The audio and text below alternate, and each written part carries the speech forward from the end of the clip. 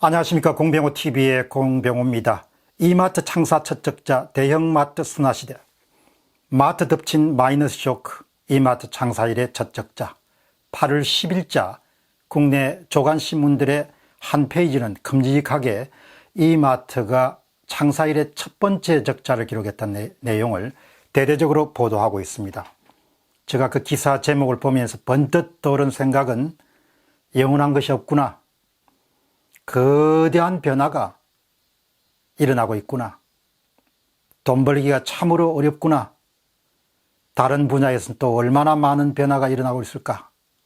거대한 지각 변동이 일어나고 있는 시대구나. 그런 생각을 떠올렸습니다. 단순히 국내 대표급 할인 매장의 위기만이 아니라 지금 세상에서 일어나고 있는 거대한 지각 변동을 말해주는 상징적인 사건입니다. 첫 번째 질문입니다. 이마트 창사 첫 적자, 실상은 무엇인가? 국내 1위 대형마트인 이마트가 2019년 2분기에 창사 이래 처음으로 영업적자를 기록했습니다. 참고로 이마트는 1993년도 11월 달에 창립되었습니다. 지난 2분기 영업 손실 규모는 299억 원입니다. 2분기 매출액은 4조 5,810억 원입니다. 전년 동기 대비 14.8% 늘었습니다. 4조 5천억 정도를 팔아서 영업 손실이 마이너스가 난 겁니다. 치열한 경쟁으로 인한 판매 단가가 떨어지는 그 부분들이 중요한 역할을 했다고 합니다. 정말 4조 5천억을 팔아서 300억 원 정도의 적자를 만들어냈다. 시장 상황이 얼마나 치열한지를 짐작하게 하는 내용입니다. 이마트는 2012년도 3분기에 2261억 원의 영업 흑자를 기록하면서 피크였습니다. 2012년도에. 모바일 혁명, 스마트폰 혁명이 덮치기 전이죠. 2분기 기준으로 계속 이익이 감축했습니다. 2017년도 2분기에는 828억 영업 흑자입니다. 2018년도 2분기에는 533억 원 영업이익 흑자입니다. 마침내 2019년도에 299억 원 마이너스입니다. 이 같은 적자에는 세금 부담이 급증한 것도 굉장히 큰 역할을 했습니다.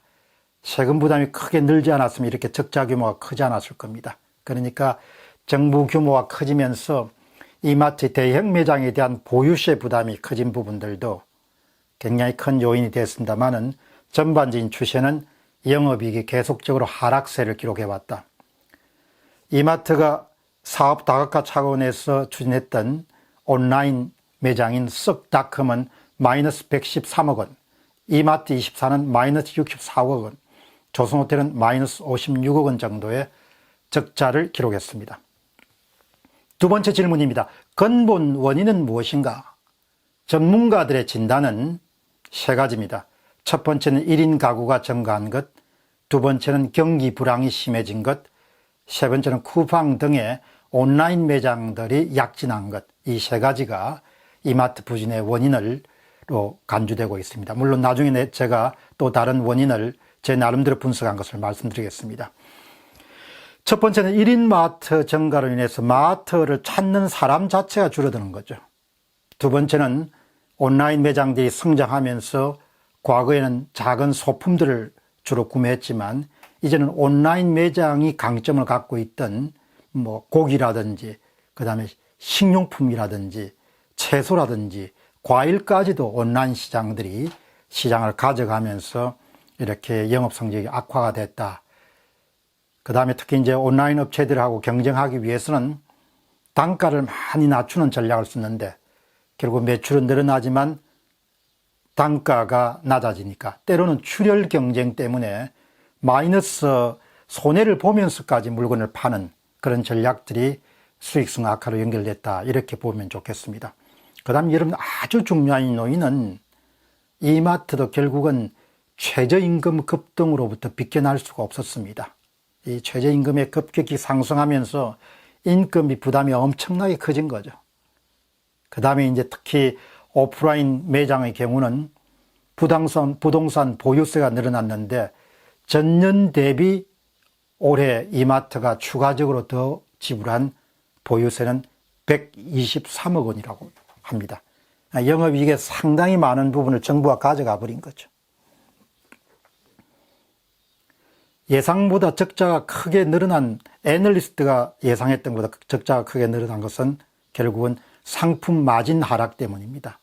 어쨌든 현재 위기를 탈출하기 위해서 온라인 가게들하고 이런 경쟁에 승리하기 위해서 가장 많이 팔리는 상품을 중심으로서 출혈 경쟁에 가까울 정도로 가격을 내렸고, 그것이 바로 수익성 악화로 연결됐다.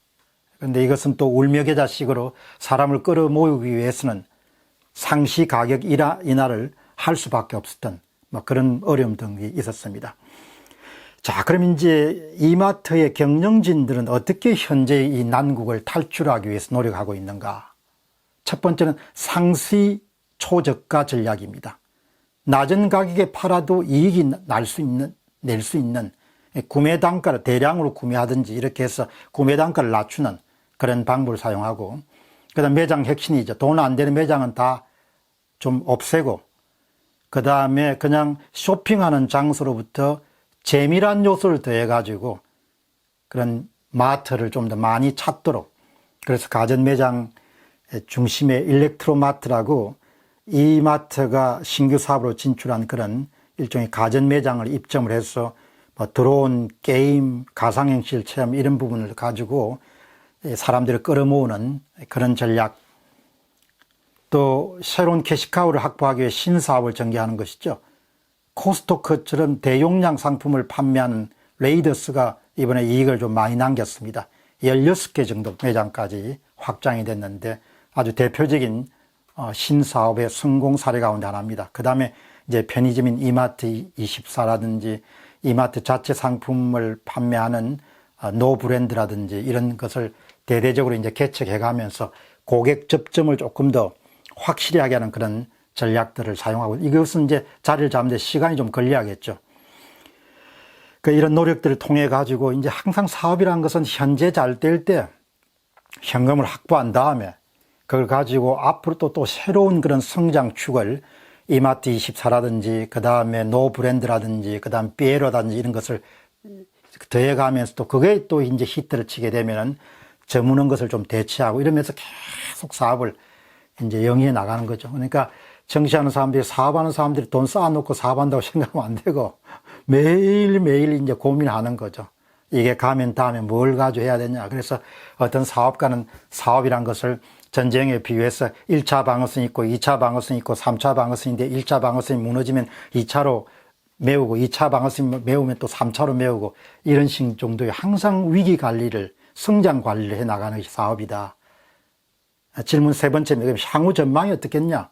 이런 노력에도 불구하고 현재 주가는 연중 최저가입니다.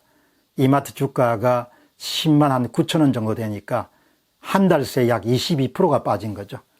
이마트처럼 그렇게 큰 기업이 시가총액이 3조 원밖에 안 됩니다.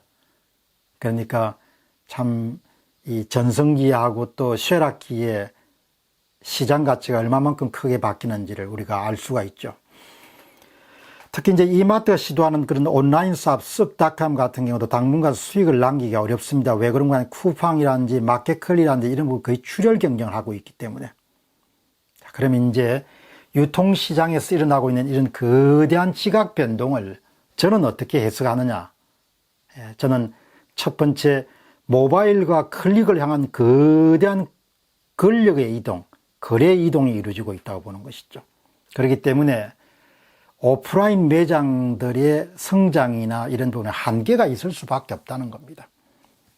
오늘날 자영업자들이 굉장히 어려움을 많이 겪고 있는데 어찌해 볼 수 없는 면이 있는 거죠. 거리로부터 시작해서 거래 자체가 모바일과 온라인과 클릭을 통해서 계속 사이버 세계로 이동해 버리니까. 모바일과 클릭을 통한 거래 이동이란 부분들이 큰 요인이고, 메가 트렌드인 거죠. 큰 어떤 어찌할 수 없는, 변경할 수 없는 시대의 거대한 흐름인 거죠. 그 다음에 두 번째는 대다수의 고객들이 시간 부족 현상에 시달리는 겁니다. 옛날에 비해서 해야 할 활동이 많은 거죠. 지금 여러분이 보시는 것처럼 유튜브 방송도 봐야 되고, 옛날에 유튜브 없었지 않습니까? 그러니까 이마트가 매장에다가 볼거리를, 재미라는 요소를 추가하고 볼거리라는 요소를 추가하더라도 굳이 쇼핑을 위해서 매장을 가야 할 이유가 있느냐. 그 쇼핑 이꼴은 시간 소모적인 활동이다. 이렇게 인식하는 고객들이 많이 늘어나는 거죠.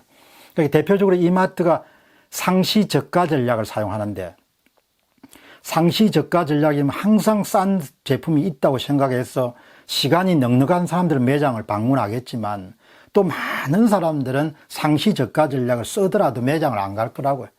자기 시간이 너무나 귀한 자원이기 때문에, 다수의 고객들이 시간 부족 현상에 시달리고 있기 때문에 온라인 매장을 향한 그런 움직임은 더 가수가 될 것이다. 그 다음 4인 가족들로 구성되는 전통적인 가족의 퇴색과 1인 가구의 증가는 마트에서 대량 구매 방식으로부터 사람들이 탈피하도록 만드는 거죠. 1인 가구 비중 한번 보시죠.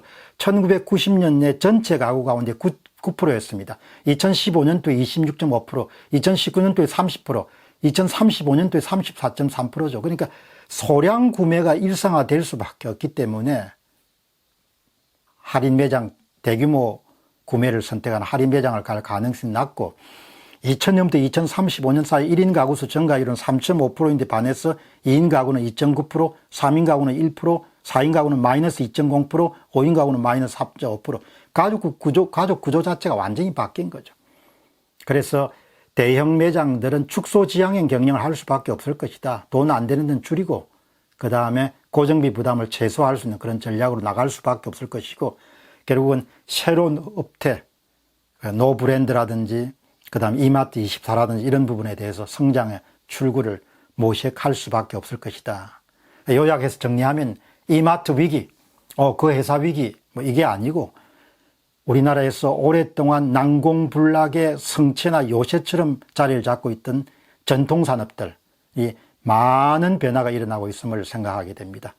새로운 업태의 등장과 기술의 등장으로 기존의 것이 허물어지는 현상을 상징적으로 보여준 사건이기 때문에 정말 서부전선 이상 없는가라는 것과 마찬가지로 여러분 직업세계에서는 이상 없는가, 그 점을 물어봐야 될 겁니다. 최소한 제가 작가로서 겪었던 문자 중심의 직업세계는 엄청난 변화를 겪고 너무나 많은 매출 감소가 속출하고 있고, 과거의 영광으로 돌아간 것은 불가능에 가깝다는 그런 것을 직접 목격할 수 있었습니다. 공병호 TV의 공병호였습니다. 감사합니다.